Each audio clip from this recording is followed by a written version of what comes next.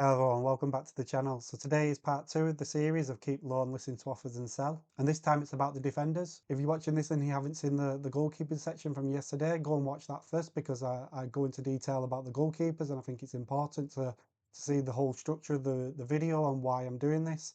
And as I said in the last video, I'm doing it with a number count of non-homegrown players so you know why I'm making these decisions and why these decisions are important in the grand scheme of things. Because we're in the Champions League this season, we can only pick 17 non-homegrown players, so we have restrictions on who we can pick and who we can't. And some of the decisions aren't made on pure talent, it's on registration limits. Alright, that's the intro out of the way. Let's get into it, part 2, defenders. So here we have it, keep loan, listen to offers and sell, and I won't go into detail because I've already explained it in my last video, and if you haven't watched the last video, go and watch the goalkeeping section before we go into the defender section.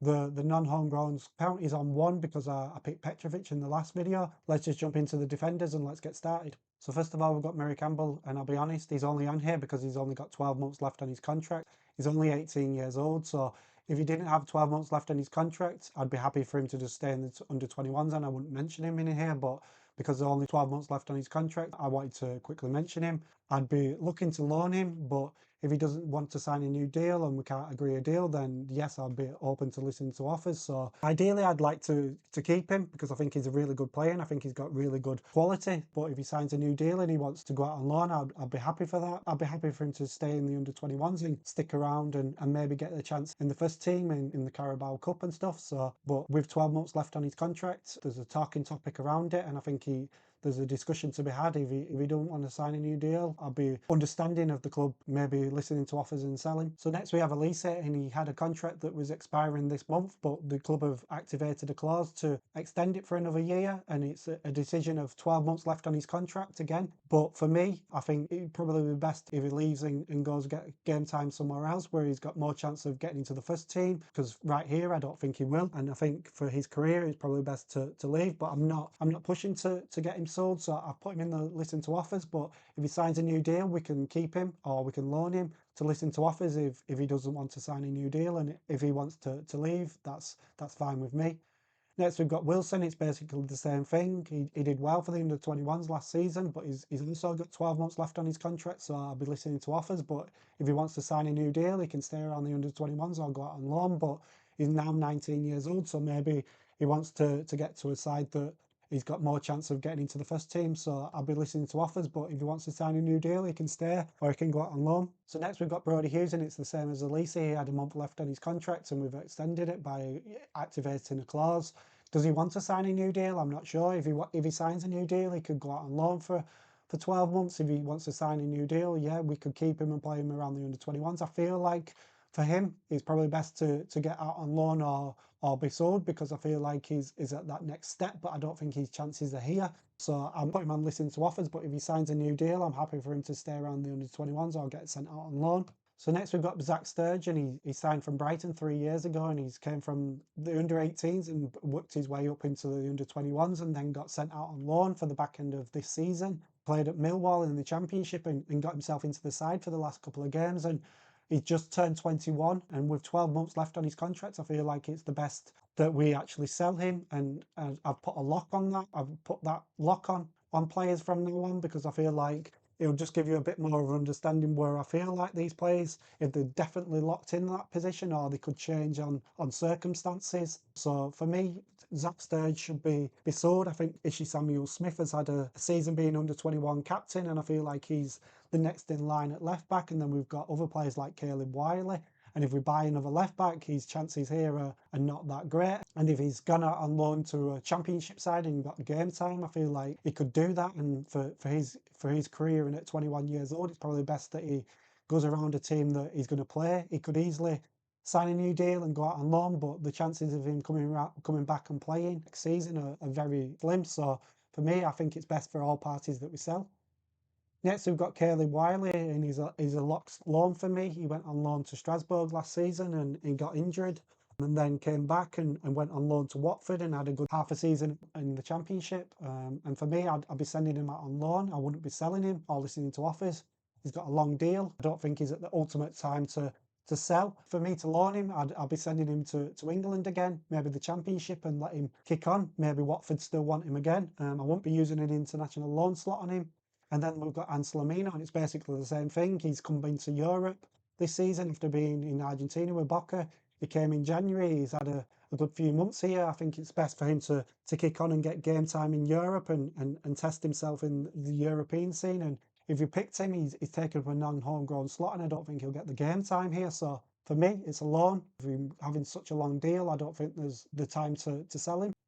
Next, we've got Samuel-Smith, and I've thought long and hard about this, and it was in the keep section, but I'm thinking maybe it's a loan. He's had a good season in the under-21s as captain, and if we don't buy a left back, I'd be happy for him to be in the keep section. I think he's a really good cover, but also if we get a really good offer and he can get game time and keep playing, then a loan would be good for him as well. It all depends on if we sign somebody and what offers come in for him. So it's not a lock in the loan, but it's not a lock in the keep. So I've put him in the loan. But last season was his second season with Chelsea, so if he does get picked in the squad for the Champions League, he can be put in the B squad this time. So he doesn't use a non-homegrown slot, and so that reason it could be a keep. So we use one of the slots on him, and then we don't have to use one of the non-homegrown slots on another player. Next, we've got Alfie Gilchrist, and he had a good first half of the season on loan at Sheffield United, and then they signed players and he didn't play the second half of the season. I think he's a really good defender, but the chances of him playing are very slim here, so I'd be listening to offers. It's not a lock-in, because if we get a good loan offer, we could send him out on loan and then sell him next season. For me, I don't feel like he's going to get a chance here even next season if he does well, and I think if we sell him out on loan this season, I feel like it'll be with an option to buy. So for that reason, I've put listen to offers, but it's not a dead certain. If we get a good loan offer, we can send him out on loan. Next, we've got Sarr, and I'd be sending him out on loan. I wouldn't be using a non-homegrown slot on him. I feel like for his development, he needs to keep playing, and I don't think he'll get that here. And using a slot on him to stay around and not play wouldn't be the best for him. For me, I would have let him stay at Strasbourg and let him play. I don't feel like buying him and then sending him back to Strasbourg is the best idea when we own Strasbourg. Why don't you just leave him there?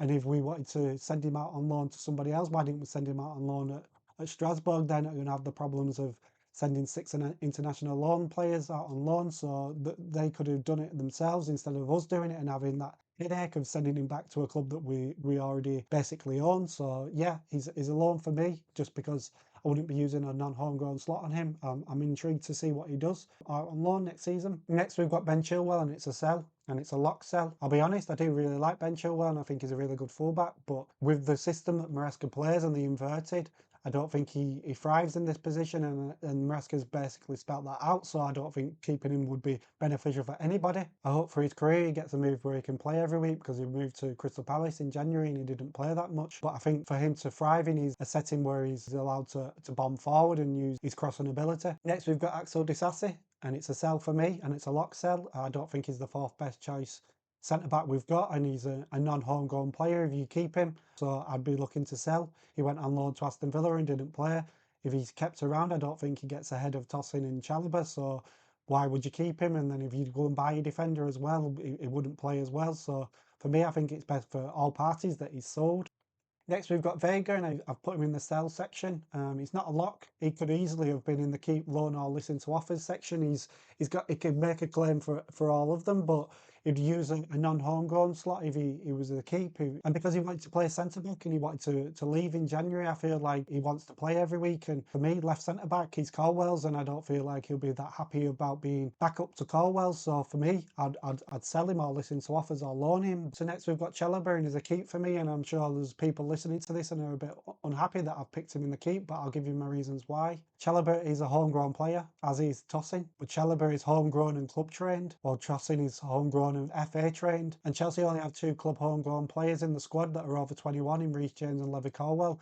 Obviously, there's players like Josh Achaempong and Tyreek George, but they are still classed as under 21, so they can be put in the B squad. And I think we need players for that section. So I've put him in the keep section, but I wouldn't be against us keeping Tosin. But we could keep Tosin and listen to offers for Chalobah. So I've put Tosin in the listen to offers, but it's not a lock, so we could swap that around. It depends on what offers we get as well, which one gets a good offer. But both of them might want to go and get game time and play regularly, so it's really decision as well on which one of them wants to stay around and try and fight for a place.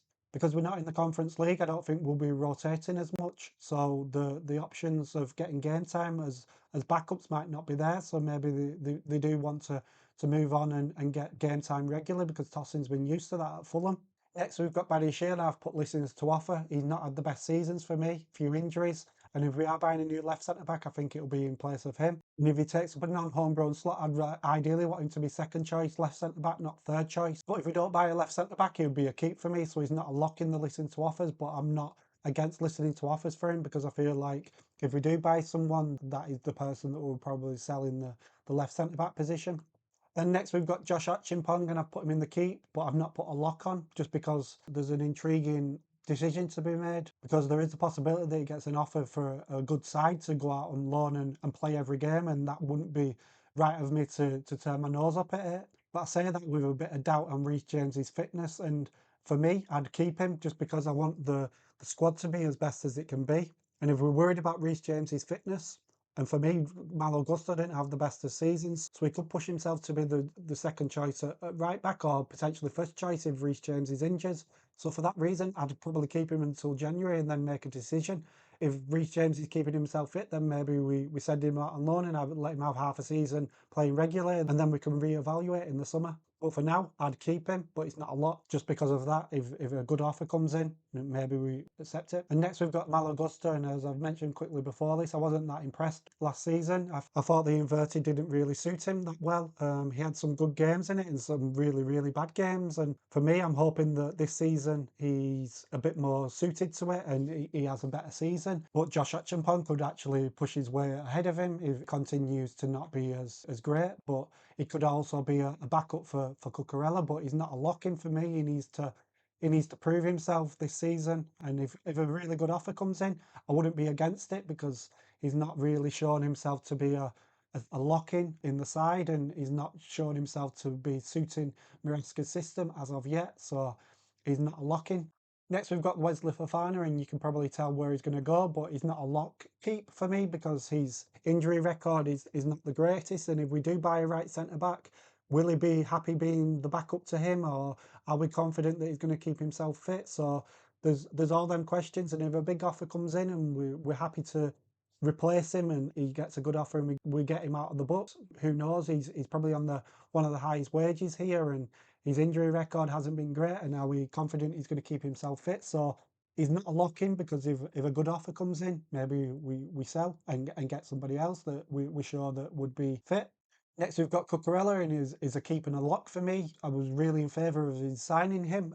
I was talking about him before we even got linked with him, and then I kind of changed my mind, and I was a bit unhappy with him when we actually signed him. I was a bit unhappy with his performances. I thought he was a bit careless and lacked consistency, but this season he's kicked on. He's been the standout left back for us. He's got goals and assists this year, which is really helpful for the squad because we've relied on Cole Palmer, but other players chipping in with goals and assists is much needed in the squad.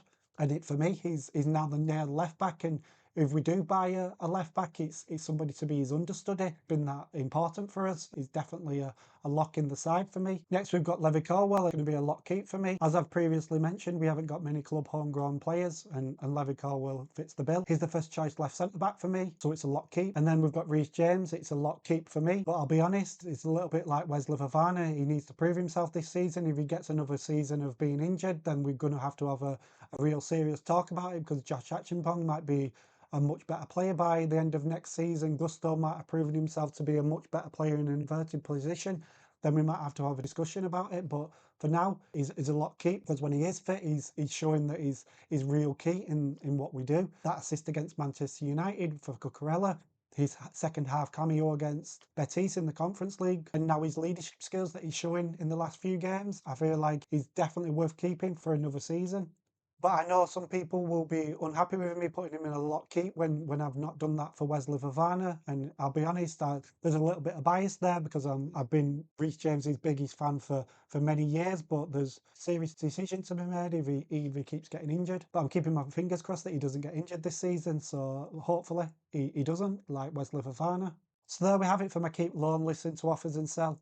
Let me know in the comments section if you agree, who I got right, who I got wrong. I made this video and I know everybody won't agree with what I've picked, and that's understandable. We've all got different opinions. So we've got a few decisions to make this summer, and one being Cucurella. Do you use the backup slot on a Samuels-Smith and not use a non-homegrown slot, or do you go out and buy somebody like a Hato and use a non-homegrown slot? Then into the left centre-back backup position, do you have Badiashile? Or do you go out into the market and buy a new left-back that's a non-homegrown player? Or do you buy a homegrown player, somebody like Bramthwaite or Marc Gucurella? What would you do with the decision? As you can see, the non-homegrown count is up to 4 now. Marc Cucurella, Wesley Fofana, and Malo Gusto added to the 4 with Petrovic from the last video. And you're probably thinking, with me doing goalkeepers and defenders, we've only got 4, that we've got loads to use. But when I do my video for tomorrow with the midfielders, you'll see it jumps up massively. And in the attacking positions, it jumps up again. So the numbers will jump up very quickly. So I've been wise with who I've picked. So there we have it for part 2, keep loan sell defender section. I hope you enjoyed this, and if you did, hit subscribe. Part 3 will be the midfield section tomorrow. So come back and watch that. And if you enjoyed this, hit the like button. My aim is to get 30 likes, so let's try and get that. And with that, signing off, and I'll see you on the next one.